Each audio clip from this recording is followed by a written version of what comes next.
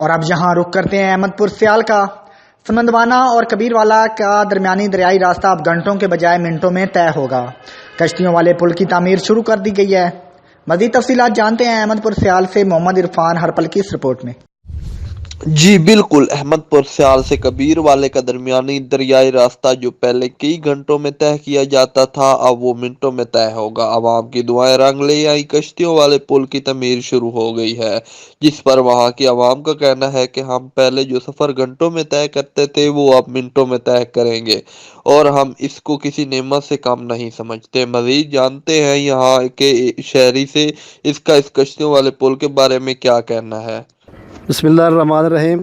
یہ جو سہولیات ہمیں بیرسٹر رضا حیات حراج صاحب کی خصوصی کاوش سے مل رہی ہے، پل کی، کشتیوں والے پل کی 3 اضلاع کا یہاں جو ہے گزر ہوتا ہے، جنگ، مظفر گڑھ اور ضلع خانواد، اور خصوصاً طور پر ملتان کے لوگ بھی یہاں سے گزرتے ہیں۔ یہ کاوش رضا صاحب کی ہے، اور یہ لوگ پہلے سہولیات یہ نہیں تھی، اب یہ سہولیات لوگوں کو میسر ہو چکی ہیں۔ تقریباً تمام سہولیات، پہلے گرمی میں لوگ بہت تنگ ہوتے تھے، خاص طور پر گرمیوں میں، اب جو ہے یہ تقریباً 15 منٹ کا سفر یہاں سے احمد پور سیال تک ہوگا۔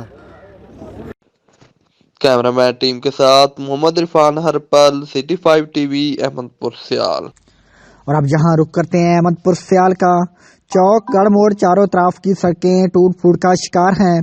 عوام کا اعلیٰ حکام سے فوری نوٹس لینے کا مطالبہ۔ مزید تفصیلات جانتے ہیں احمد پور سیال سے محمد عرفان ہرپل کی اس رپورٹ میں۔